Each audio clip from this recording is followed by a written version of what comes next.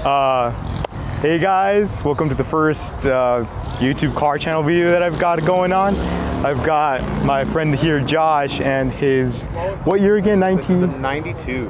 92 Toyota Century. Yeah, I'm so dumb. I even forgot his car immediately, but I mean, yeah, I just came to this meet, bro, and I just noticed it. I mean, there's a lot of beautiful cars for sure, but this just brings a whole lot of aura. And I just had to meet the guy behind the car and just get his story. So we know your name is Josh, and I guess the beginning question is, how did you get into the car realm? What made you get into like liking cars and having great taste? Well, I think I really started off with motorcycles. Motorcycles?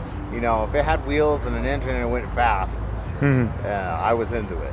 And then, kind of transformed into muscle cars. As I started to get a little older, I had a bad wreck in 2018. Had a guy in a van hit me head on my motorcycle, and I was out of commission for a long time. And, I've got a really comfy bike, so I still ride a lot, but, the comfy seats definitely help with my back and my spine problems, all that fun stuff. So I went to muscle cars. I have a 77 Camaro Z28, but I always wanted the JDM stuff. It was always super special, it always seemed very rare at the meets and whatnot.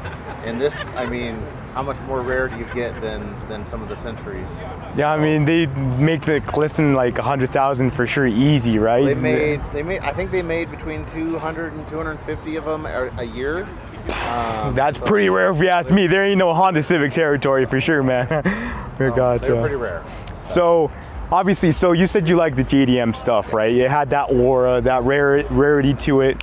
Why this one? Why not like a SIR or a RB26, a Skyline, or why not one of those cars? Why did this entice you? That's a good question. That was a hard question to answer. I don't know. I think I was always fascinated by like the Yakuza lifestyle. Oh, and gotcha. We did a lot of overseas traveling and whatnot. My family, we lived overseas for a number of years in Asia. Traveled around quite a bit. I was overseas for 6 years myself. And the Yakuza lifestyle, I know the whole gangster lifestyle can be kind of cliche, and I don't want to be disrespectful at all, but it had that aura, that mystique to it, that mystery, and I just was drawn to the car. It's got that kind of gangster feel to it, so I just love it. I think it's great. Would you say it kind of like demands a certain amount of respect when you see it, kind of thing? I respect the car. When I see these things, it's like you automatically assume when you saw them. Have you seen? I think it's Outrage. Outrage. It's a movie. Takashi, I believe, is the one who directed it, and it's a movie about the Yakuza lifestyle. And in the very first scene where they have all the heads meeting together, the very second car out of the compound is one of these. Oh, gotcha. So yeah, would you say that ever since that scene, you were like, I gotta get one of those? I had to have this car. Gotcha. And I mean, at this point, how long have you had it? I mean, I've actually not. This car is new to me this year. Okay. I've not had it very long. It's pretty much stock still, and I plan to keep it pretty stock. Probably will do, if I'm going to do modifications, I'll probably add a turbo to like the Crown Majesta. I have a 96 Crown Majesta. Throw a turbo in there and do a lot of customizations to that one, and leave this one pretty much as is. Gotcha. Wow, that's crazy. How many kilometers do you have on it? There are about 90,000 kilometers on this car. So it's got a lot of life left in it. Yeah, I mean, being Toyota, obviously they're gonna last forever. But yeah, so obviously right-hand drive can't get in the States. 25-year rule. Yep. How did you get it? Did you import it yourself, I did not import it. I bought it from a guy that had it, and it just been sitting in his garage. When we opened up his garage to look at it, it's just covered in dirt. It had been sitting there for a long time. He said he had put 30 kilometers on it since he had gotten it, and it had been in there for years. Gotcha. So would you say he probably was the first owner when it got here No, to? I think he had purchased it from someone else, but never did anything with it. He was a big Mercedes fan. He had several other Mercedes, and he said that's where his passion was. So it just never got any attention. At least not the attention it deserves, because it's. Oh yeah. It's I an mean, amazing vehicle. just looking at the paint and everything. I mean, it's beautiful, man. I mean, did you have to do any restoration work on it? No, like, this is how it came to be. wait, so you're telling me when you found it, it had probably been they're like stuck in the garage or whatever for years, right? It needed a good bath and some oil change and just some of the general TLC and maintenance, and I got a great car.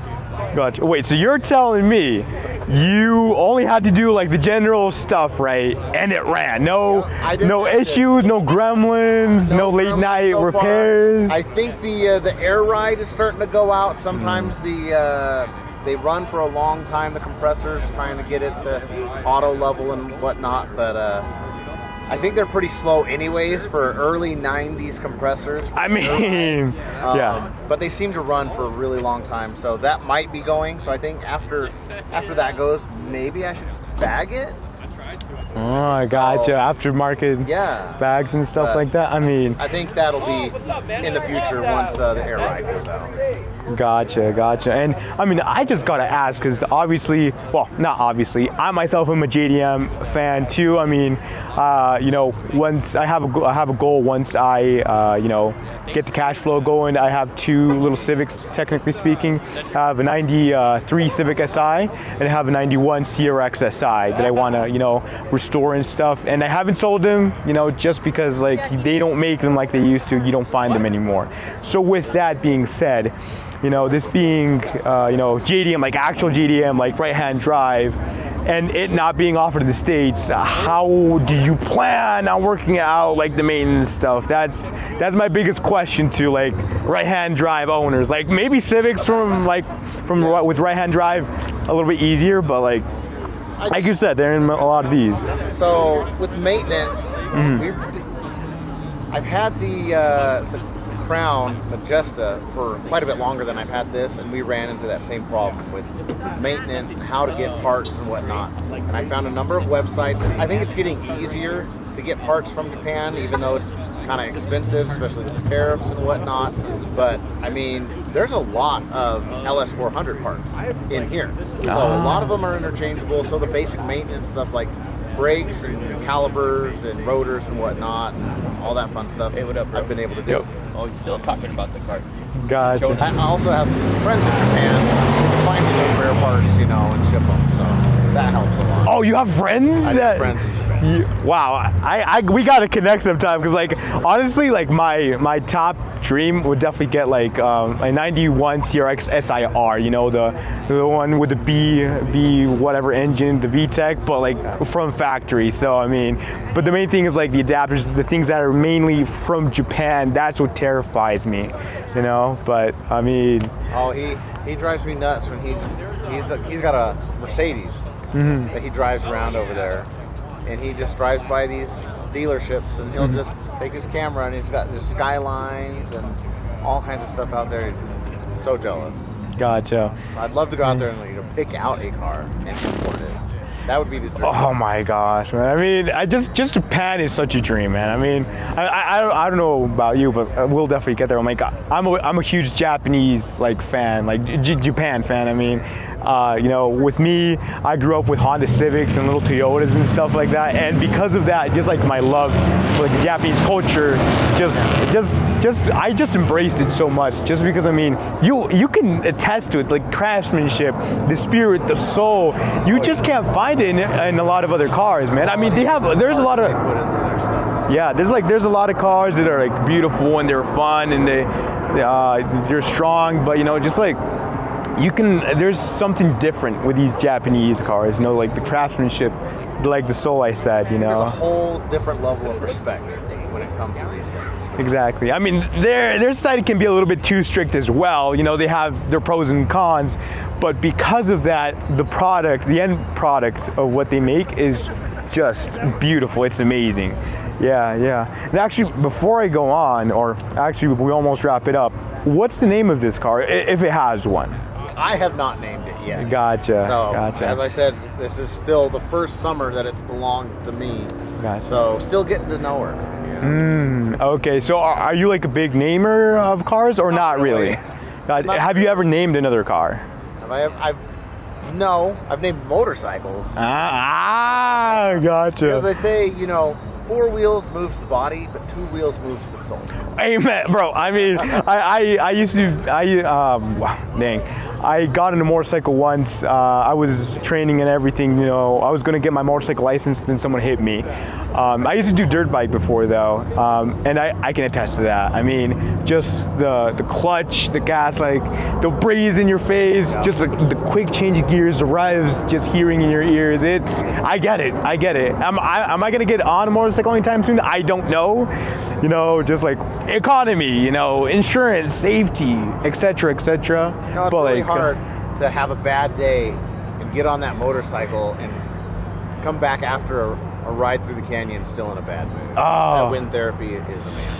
Yeah, no, you have to just put your whole mind and your whole concentration, because everything does something. Yeah. Your hand, your feet, your torso, your head, everything. And you can't be distracted. You can't be looking at your phone. And I don't know, driving around in Utah, how many people are on their phones while they're driving? They're just not paying attention. You can't do that on a motorcycle. You're focused and you're enjoying the ride. Yeah, no. But I think I can understand that, because and definitely correct me if I'm wrong, but wouldn't you say maybe you have a little bit of a stronger bond with motorcycles, just because, like you said, it moves the soul. It's a little bit more up and personal. You're literally one with the motorcycle and the road. I would say I spend a lot more time on the motorcycle than I do in the cars. Gotcha. I still love them, but riding has a special place in my heart. Even after the wreck, there was a lot of people who were like, "Are you gonna get another motorcycle? Are you really sure about that?" And I was, hands down, that's my passion. No, yeah, hey, God. I mean, yeah, these vehicles that some people say they're just like hunks of metal, rubber, electrical cabling and stuff. They technically are, but I mean, if you've ever been on a 3 a.m. cruise, just sorting out your thoughts in the night, I mean, whether it be a car or a motorcycle especially, it's like they have souls, man. They're your little companions, and just these things. That's the main reason why I'm doing this, just because there's more to like the sum of parts, and there's more to just gas pedal, brake pedal, to the story. It really is. And you have to put so much time into those bikes, keeping them operating the way you want them to perform while you're out there. You have something go wrong with the car, typically you're safe, but something goes wrong with that bike on a corner at 90 miles an hour, you could be in trouble. You usually go through that bike with a fine-tooth comb. No, yeah, I gotcha. And that's probably a good reason why I haven't gotten a bike yet. I mean, yeah, the maintenance, it's got to be crazy. And I'm going to be honest, I'm impatient. I'm more of like I'd love to drive rather than do maintenance on my car, but that's just me. I mean... I've never been much of a grease monkey, so I've got my friends that they treat me really well when it comes to my bikes. They help me take care of them. So. Gotcha. Hey, I mean, if I get on the bike, I might just hit you up, to get those connects. Because, honestly, I mean, any type of mechanic, but especially a bike mechanic, you definitely want, for them to do a really good job. Someone that you can trust. You took it to them and they did what they said. And honestly, you want the people that are going to look it over and tell you what you need to do to it. Exactly, not just give you the runaround of, hey, you need this, trying to rack up your bill, but really tell you how to keep you safe. Exactly, man. Yeah, it's such a beautiful story. But yeah, I mean, I think, we've hit a lot of the corners and, a lot of the points. It's been a pleasure, Josh. Oh, yeah. And yeah, maybe see you around in another meet, man. Of course, I'd love to see you. Awesome, likewise.